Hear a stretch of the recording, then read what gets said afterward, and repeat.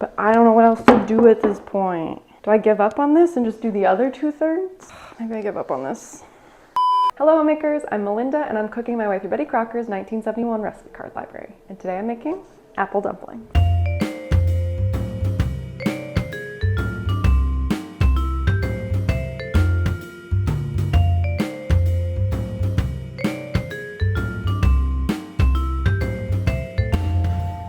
Apple dumplings are from section N, favorite family desserts, and it's card number 6. I've never had an apple dumpling before, but I love the concept, which is basically that you're taking pie crust and folding it around an apple and baking it. So it's like the vibe of a baked apple, but it also is like an individual apple pie.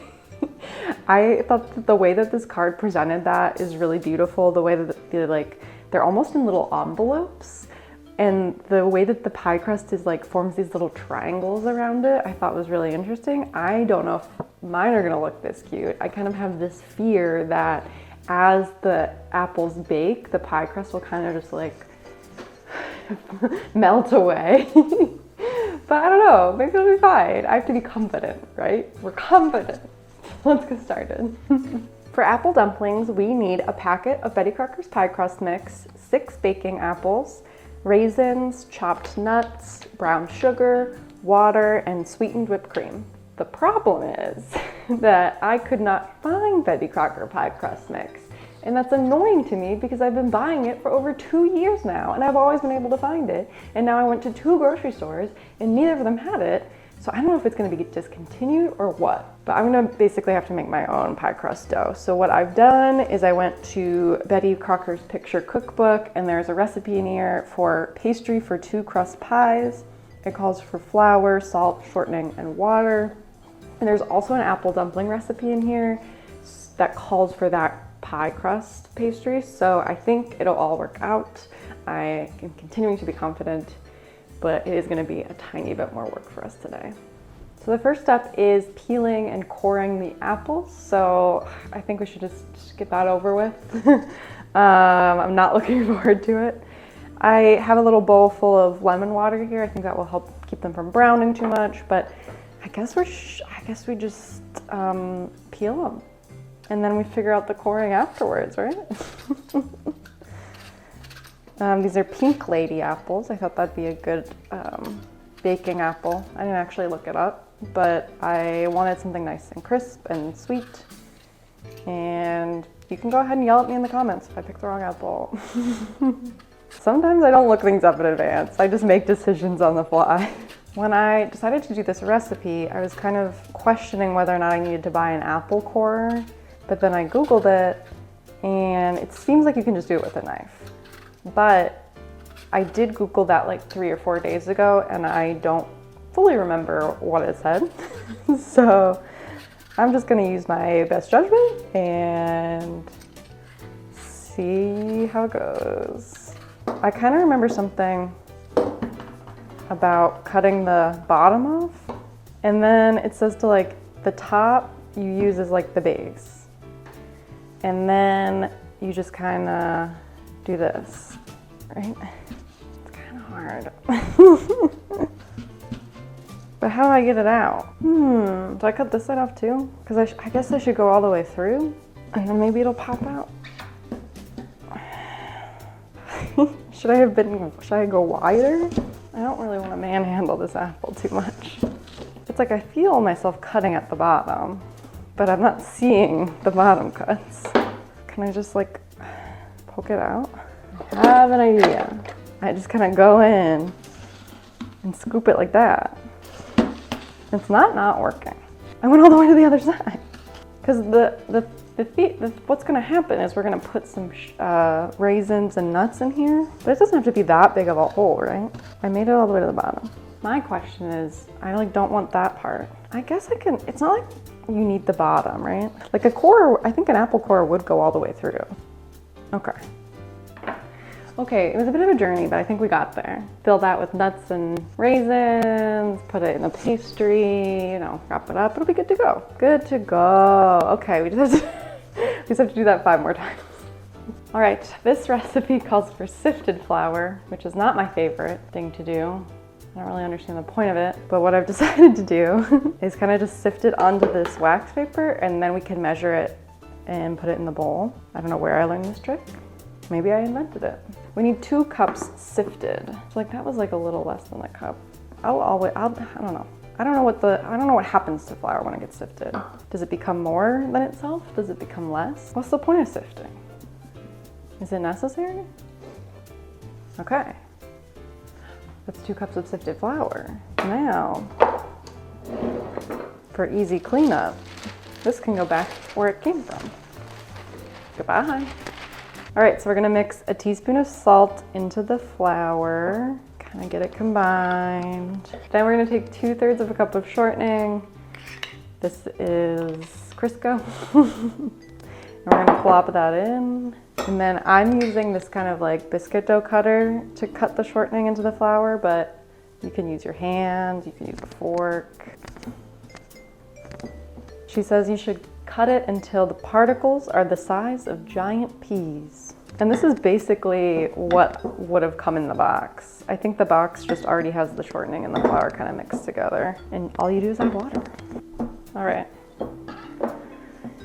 All right, now that that's come together, I'm gonna add 4 tablespoons of water.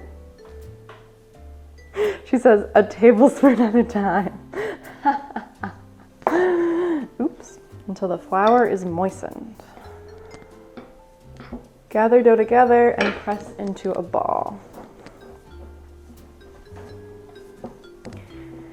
Pie crust dough is so finicky, like I feel like it's either too crumbly or too wet, and it's hard to get it to the perfect consistency that you could like roll it out. I'm a little bit worried, but we did it. Okay, let's get cleaned up and then we'll roll it out. It's time to roll out the dough. So it says on a lightly floured board, roll 2/3 of the dough into a 14-inch square. Let's do that. Math. I think the key, what I learned when I was making the boxed pastry mix, is that the key was a lot of flour. That's how you keep it from not sticking or breaking. And that's, you know, how I'm gonna do things here. Just a lot of flour. I've also never been able to get it in the shape that I need it to. Measuring. Oh, we're not even at 12 inches. Cool.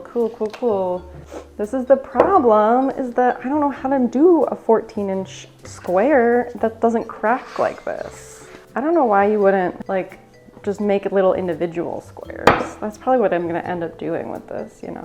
Okay, my plan is basically all of these instructions are to get 4 7x7 squares. So what if I don't know, 7x7. What if I just went a little crazy? Would it be so crazy? Okay, this is what I'm doing. I'm cutting 2 7-inch squares. 7x7 is really big. This is gonna be stuck to the board. I know that for sure. What if I told you I got 1 square when I was supposed to get 4? I know you're not supposed to work pastry dough that much. I understand that concept. I'm in a retcon moment. I'm just trying to make the best of what I have, of the situation that I'm in. So yeah, I know I'm doing it wrong, but I don't know what else to do at this point. Do I give up on this and just do the other 2/3? And maybe I can get 2 pastries out of this? Maybe I give up on this. Okay, we're starting fresh with the other 2/3 of dough. I'm feeling okay about this. And everyone's gonna yell at me, oh, you're using too much flour, that's why it's cracking. If I don't use flour, it sticks. So how am I supposed to get to a texture that's in between sticking and cracking? Because right now I'm just like waffling between the two. It's sticky and then it's cracking. It's sticky and then it's cracking. There's no in between. The in between that I want is pliable. But I don't deserve pliable, apparently. Okay, what if I borrow some from over here and I put it over there? That's not working. Okay. One of the apples is bound to be smaller than the others, right?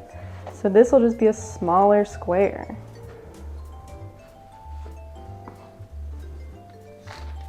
Well, we have 4 squares.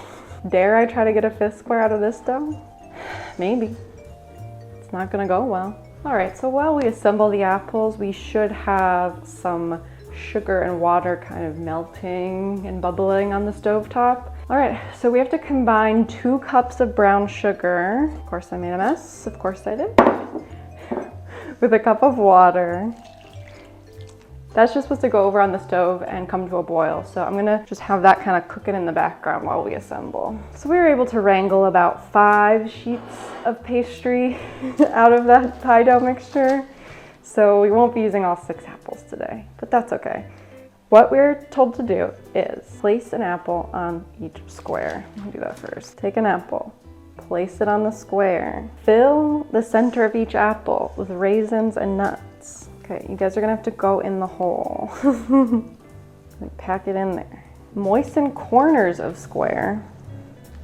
Okay. I don't know what part of the corner I'm moistening, but sure. Bring opposite corners of pastry up over apple. Ooh, this is what I was worried about. And press together. Fold in sides of remaining corners. Okay. And this one comes up. Okay. Bring corners up over apple and press together. This shape looks cool, but it's not the shape of the photo. What if I go like this? Like that? And tuck that in and tuck that in.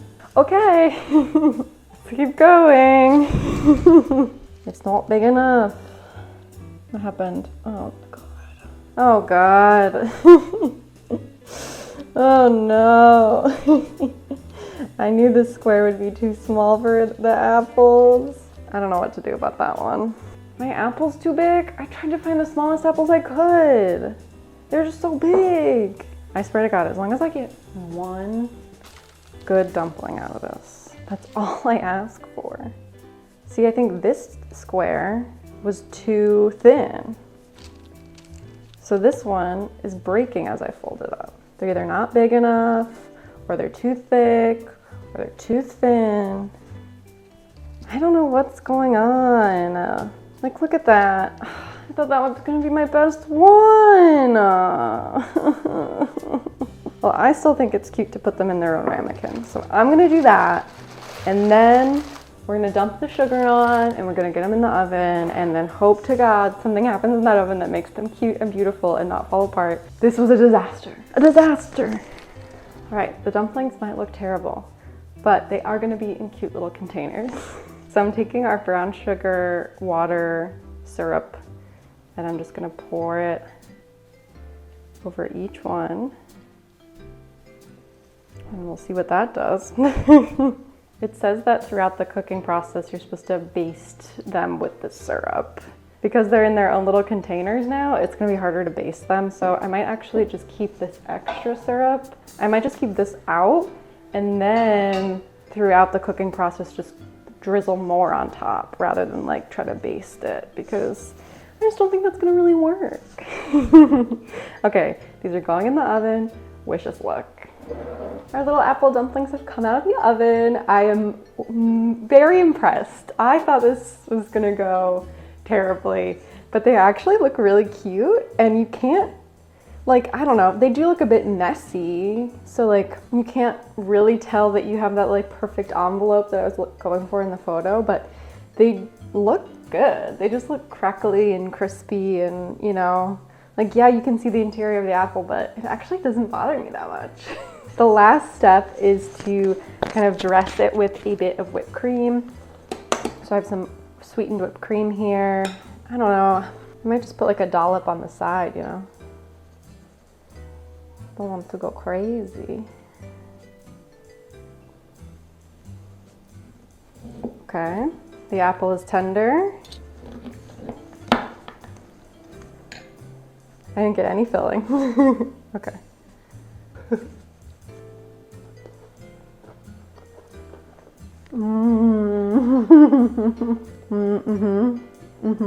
That's pretty good. Wow, okay. This is delicious. This is really good. It's very hot. I probably should have let it cool more because it's steaming. You know, it's very sweet. That syrup we put on makes it very sweet. Tastes like it has maple syrup in it, even though that was just brown sugar and water. Maybe it's like the raisins adding a bit of like nuance to the sugary taste, but wow. That's good. That is a good little sugary bomb. You get like amazing texture. You get the texture of the pie crust, the texture of the apples, the whipped cream. It's good. Okay, apple dumplings. This actually turned out. I was so worried. I was like really disappointed coming out of the like assembly phase because it went so poorly, and then when I was convinced that they were gonna fall apart in the oven and it just wasn't gonna look good, but they came out and I'm really impressed. And now in retrospect, I shouldn't have worried so much about how the pastry dough looked because it just looks like crumbly and rustic and crispy, and you can't even tell where the apple is showing and where it's not. It just looks interesting and it feels like a little bundle of fall. I'm really impressed. I thought these were gonna turn out terribly and they actually look pretty okay. Like I said, they tasted pretty sugary, but other than that, like very flavorful and like definitely a little powerful little dessert. So I feel like I can't give it a perfect score because the pastry dough is so hard to work with, but in the end it turned out pretty well and tasted good. So I think I'm gonna give it 4 out of 5 red spoons. Okay, back in the box. Thank you so much for watching. If you enjoyed this episode, make sure to give it a thumbs up, subscribe to my channel, and until next time, happy homemaking.